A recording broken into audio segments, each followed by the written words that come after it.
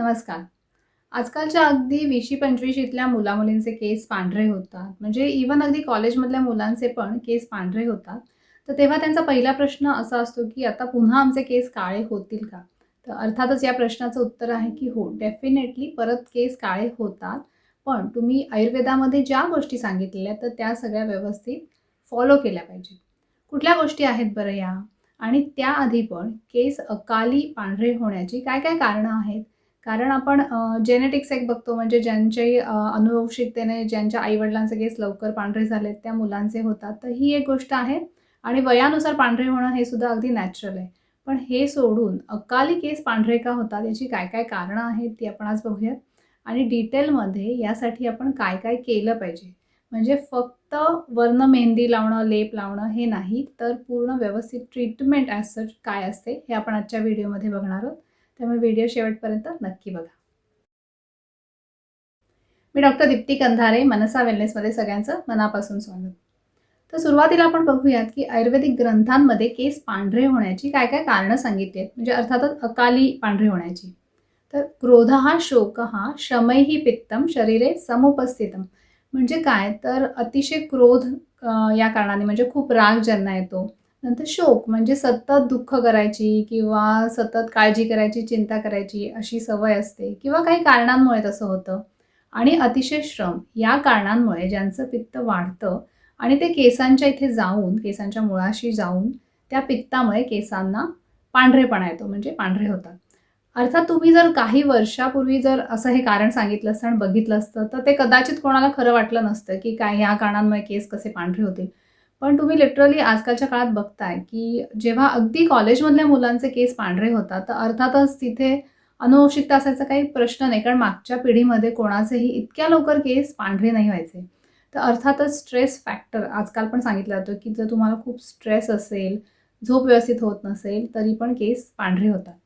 या ग्रंथोक्त कारणांबरोबर अजून एक ॲडिशनल कारण जे आजकाल दिसतं ते म्हणजे की अतिशय मोठ्या प्रमाणात मुलांपासून म्हणजे लहान मुलांपासून जंक फूड खाणं. या जंक फूडमध्ये जेव्हा मीठ खूप जास्ती प्रमाणामध्ये असतं किंवा इव्हन चायनीज खातात, तर असे जे पदार्थ जे तीक्ष्ण असतात, म्हणजे जे रक्त पण पटकन बिघडवतात आणि खारट असतात, ज्याच्यामध्ये खूप प्रिझर्व्हेटिव्ह असतात. तर अशा पदार्थांमुळे केस पांढरे होण्याचं प्रमाण हे खूप मोठ्या प्रमाणामध्ये दिसून येतं. मग यासाठी काय-काय केलं पाहिजे बरं? तर अर्थातच सगळ्यात पहिली गोष्ट म्हणजे ही कारणं बंद झाली पाहिजेत. जर कारणं बंद झाली तर ह्याच्यानंतर पुन्हा केसावर परिणाम होणार नाही. म्हणजे ज्यांना खूप राग येतो किंवा सतत स्ट्रेस घ्यायची सवय असते, तर त्यांनी स्ट्रेस कमी करण्याचे जे काय-काय उपाय आहेत, ते नक्की केले पाहिजेत. याशिवाय झोप व्यवस्थित पुरेशी शांत असली पाहिजे आणि वेळेत झोपून वेळेत उठणं ह्याला पण महत्त्व आहे. म्हणजे अर्थातच रात्री खूप जागरण न करता वेळेत झोपलं पाहिजे. जंक फूड तर अर्थात आलंच, की जंक फूड अव्हॉइड करणं हे खूप जास्ती महत्त्वाचं आहे. या गोष्टी झाल्यानंतर आयुर्वेदामध्ये जेव्हा ट्रीटमेंट ॲज सच सांगितली जाते, तेव्हा त्याचे काही महत्त्वाचे टप्पे आहेत. ओके, म्हणजे जसं मी मगाशी म्हटलं तसं फक्त लेप लावून फायदा होत नाही. म्हणजे तात्पुरते तुम्ही केसाला रंग येईल, पण पूर्ण मुळापासून केस काळे होणं आणि नवीन जे केस येतात, ते काळे होणं खूप जास्ती महत्त्वाचं आहे. मग त्यासाठी काय-काय सांगितलं आहे बरं? तर याचे टप्पे असे असतात, की एकतर रसायन चिकित्सा म्हणजे पोटातून अशी काही औषधं म्हणा, अन्न म्हणा असं गेलं पाहिजे, की ज्याने केसांचं पोषण होईल आणि छान मजबूत, काळे आणि घनदाट असे केस येतील. ओके. मग असे कोणते पदार्थ आहेत, जे केसांसाठी टॉनिक आहेत? तर सगळ्यात महत्त्वाचा पदार्थ म्हणजे आवळा. तर आवळा हे तुम्ही अनेक बाबतीत त्याचे फायदे ऐकले असतील, पण केसांच्या आरोग्यासाठी आवळा हा अतिशय गुणकारी आहे. त्यामुळे आवळ्याचा समावेश तुम्ही नक्की करा. दुसरा महत्त्वाचा पदार्थ म्हणजे काळे तीळ. तर काळे तीळ हे हाडांसाठी तर चांगले आहेतच, याशिवाय केसांसाठी पण ते चांगले आहेत.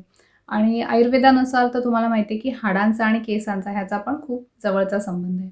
तिसरा महत्त्वाचा पदार्थ आहे तो म्हणजे खोबरं, म्हणजे ओलं खोबरं. तर कोकणातले लोकं जसं तुम्ही बघता, की ओल्या खोबऱ्याचा वापर खूप जास्ती प्रमाणात आहारामध्ये करतात. तर त्यांनी केसांचं आरोग्य चांगलं व्हायला खूप मदत होते. आता आहारानंतर दुसरी महत्त्वाची गोष्ट जी आयुर्वेदामध्ये सांगितली आहे, ती म्हणजे केसांना लावण्यासाठी तेल हे खूप जास्ती महत्त्वाचं आहे. म्हणजे आजकाल बऱ्याच जणांचं असतं, की तेल नसलं तरी चालेल, मग आम्ही कंडिशनर वापरतो किंवा सीरम वापरतो. तर त्यांनी फक्त वरवर बरं दिसत असेल, पण केसांचे मुळापासून ग्रोथ चांगली होण्यासाठी आणि ओव्हरऑल आरोग्य चांगलं राहण्यासाठी तेल हे अतिशय महत्त्वाचं आहे. तेल हे मुळांना लावलं गेलं पाहिजे. म्हणजे जसं वर्णन तर लिटरली असं आहे, की तुम्ही एखाद्या झाडाला त्याच्या मुळाला जर पाणी घातलं तर झाड चांगलं येतं, तर त्याचप्रमाणे तुम्ही केसांच्या मुळाला तेल लावलं पाहिजे आणि त्याने तुमची हेअर ग्रोथ खूप चांगली येते. हे तेल कोणत्या प्रकारचं असलं पाहिजे? तर केसांच्या आरोग्यासाठी सगळ्यात महत्त्वाचं द्रव्य म्हणजे औषध जे आयुर्वेदामध्ये सांगितलं ते म्हणजे भृंगराज म्हणजे माका. तर माक्याचं तेल कुठल्याही कंपनीचं असेल तरी चालेल. माक्याचं तेल, नंतर नीलीभृंगादी तेल, ज्याच्यामध्ये काही औषधांचं कॉम्बिनेशन आहे, तर हे सुद्धा अतिशय चांगलं आहे. तिसरं म्हणजे आवळा तेल, तर आवळा तर चांगला आहेच आहे. याशिवाय काही जास्वंदाची तेलं पण मिळतात. म्हणजे जास्वंद एक घटक असतो आणि शिवाय बाकी पण असतात. तर यातलं कोणतंही चांगलं तेल जे तुम्हाला अवेलेबल होईल ते तुम्ही वापरा. आठवड्यातून एकदा किंवा दोनदा अशा प्रमाणात वापरलं तरीसुद्धा इनफ असतं. केसांना तेल हे झाल्यानंतर तिसरा आणि महत्त्वाचा मुद्दा असतो, की केशधावन. म्हणजे तुम्ही तेल कुठलं तरी लावलं आणि नंतर शॅम्पूनी सगळं तेल काढून टाकलं तर त्याचा काही उपयोग नाही. त्यामुळे केस धुण्यासाठी मी तर नेहमी रेकमेंड करते ते म्हणजे शिकेकाई. नसेल तर तुम्ही इव्हन त्रिफळा चूर्ण वापरू शकता, कारण त्रिफळा हे सुद्धा केसांसाठी खूप जास्ती चांगलं आहे. तर अशा पद्धतीने केशधावन चूर्ण म्हणजे शिकेकाई, रिठा असेल, आवळा असेल, त्रिफळा असेल, तर असं कॉम्बिनेशन करून किंवा तुम्हाला जे मिळेल तर त्याने केस स्वच्छ धुतले जातात, तर ते वापरायला पाहिजे. शॅम्पू आणि केमिकल्स जितके जास्ती वापराल तितके केस नक्की पांढरे होणार. आणि यानंतर चौथा घटक ते म्हणजे लेप. तर जे आजकाल खूप मोठ्या प्रमाणात लोकं करतात आणि ह्याच्यावरच जास्ती फोकस असतो. म्हणजे केसांना वरनं लावून कसे काळे होतील. मग त्यात अर्थातच तुम्ही मेहंदी आणि निळी किंवा ज्याला आपण इंडिगो म्हणतो, तर इंडिगो आणि हेना असं कॉम्बिनेशन. तर असं हर्बल कुठलंही कॉम्बिनेशन ते लावलं तर त्याने तात्पुरता इफेक्ट येतोच आणि परत लावल्याने ते पांढरटपणा जाऊन थोडा काळपटपणा येतो. तर हा लेप तुम्हाला हे जे 2 जे मी सांगितले मेहंदी आणि निळी, तर ह्याचा वापर तुम्ही करू शकता. तर अशा पद्धतीने या चारही पद्धतींनी जर तुम्ही फोकस केलत केसांवर आणि अर्थातच स्ट्रेस वगैरे कमी केला, तर तुमचे केस पांढरे जे आहेत ते काळे व्हायला नक्की मदत होते आणि मुळापासून जे नवीन केस येतील ते चांगले व्हायला पण मदत होते. तर हा व्हिडिओ तुम्हाला कसा वाटला ते मला कमेंट करून नक्की कळवा. याने तुम्हाला किती फायदा झाला ते पण मला कळवा.